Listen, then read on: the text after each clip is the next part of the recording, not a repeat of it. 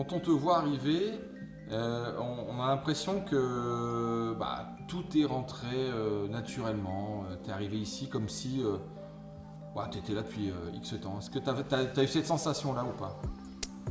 Complètement, j'aurais pas pu mieux le décrire, je pense. Et ça a été facilité par tous les membres du club, que ce soit le staff, que ce soit les gens des bureaux, ou que ce soit les supporters. Tu te sens très vite chez toi, tu te sens très vite posé et tranquille et directement sur la même longueur d'onde que tout le monde pour mettre le club en avant et continuer le chemin qui a été commencé il y a quelques années. Donc non, alors pour ça je dois remercier vraiment tout le club et chacun de ses membres parce que ça a été très très facile. Eux savent que la décision finale de qui va jouer, comment on va jouer, de ce qui va se passer me revient, mais j'en joue pas, je reste très tranquille par rapport à ça. Et je donne beaucoup de responsabilités aux joueurs, je donne beaucoup de... il y a beaucoup de partage, il y a beaucoup d'interaction parce que j'ai pas envie de me prendre pour un autre, je l'ai jamais fait. Et j'ai pas toutes les réponses non plus. J'ai pas mal d'idées, j'ai pas mal de projets.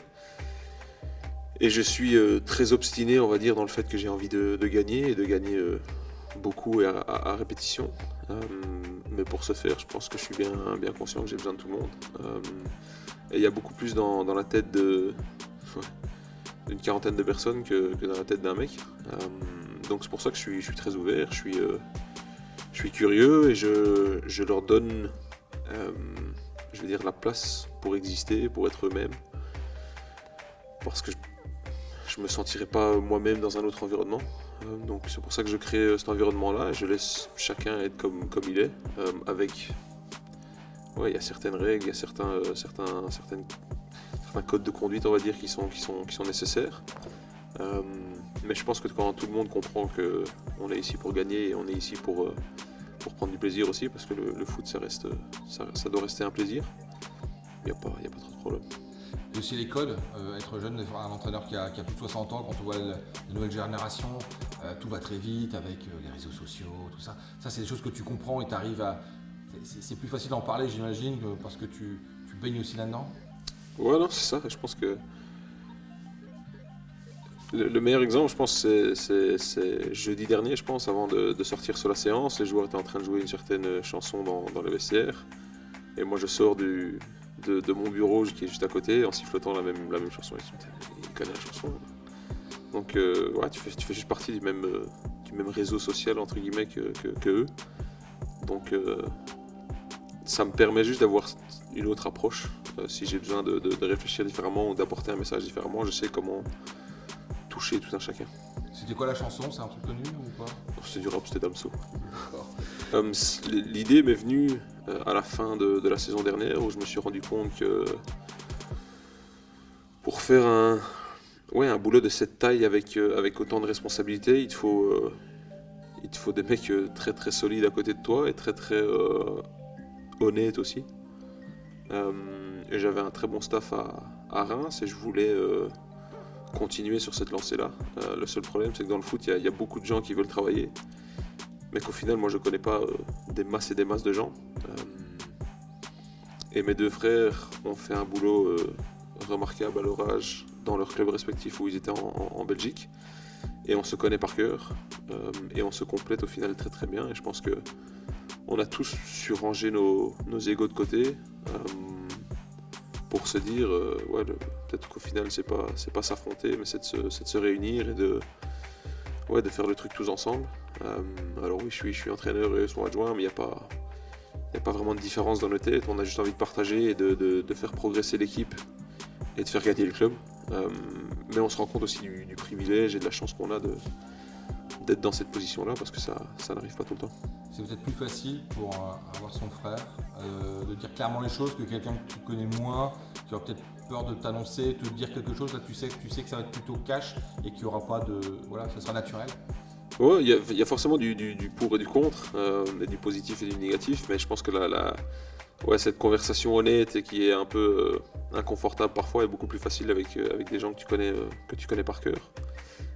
Et tu sais que peu importe la situation, ils seront ils seront à 100% derrière toi et de la décision qui est prise.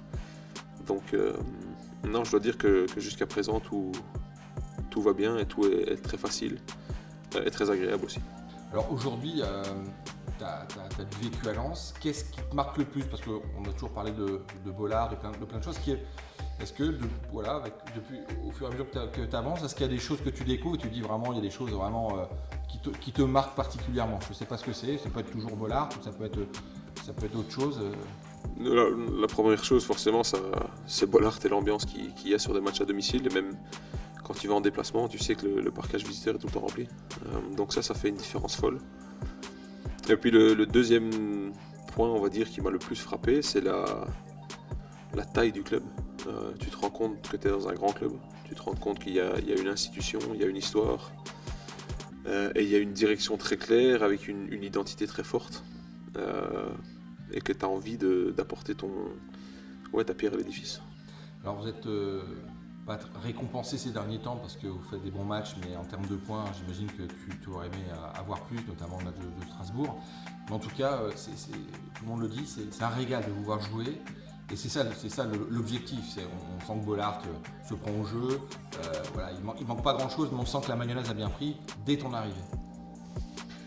Ouais, ça je laisserai aux gens extérieurs en juger, mais c'est sûr qu'on avait un projet de jeu, une identité claire qu'on voulait mettre en place et qui n'était pas à des années-lumière de ce qui était déjà en place ici au club. Donc je pense que ça a facilité forcément les choses. Mais je suis le premier à être compétiteur et j'ai envie de transformer ces matchs nuls où le contenu est correct et est positif en victoire. Et j'ai envie de rendre quelque chose aux supporters qui font tant d'efforts pour nous. Et je pense que c'est ça le plus frustrant au final aujourd'hui, c'est oui, on est invaincu et oui, on perd pas, et ça c'est très bien, et le contenu est bon, et ça je suis le premier à l'entendre et à l'observer. Maintenant, à nous de transformer cette mayonnaise en sauce et de devenir une équipe qui gagne et qui gagne régulièrement, parce que c'était l'objectif initial. Pour terminer, qu'est-ce qu'on pourrait te souhaiter de bien pour cette saison? Qu'est-ce qui te ferait le plus plaisir? C'est de retrouver l'Europe, ou alors de continuer à faire plaisir au public, ou les deux forcément? Non, il y a des tonnes de choses que j'aimerais gagner, souvent, régulièrement, pouvoir partager ces émotions à Bollard et revivre une victoire à Bollard, ça ce serait énorme. Sur le plus long terme, forcément retrouver une place européenne. Et personnellement, continuer à grandir, continuer à apprendre, rester en forme et en pleine santé, parce que je me suis rendu compte ces derniers mois que c'était important aussi. Donc, il y en a pas mal. Merci Will. Merci.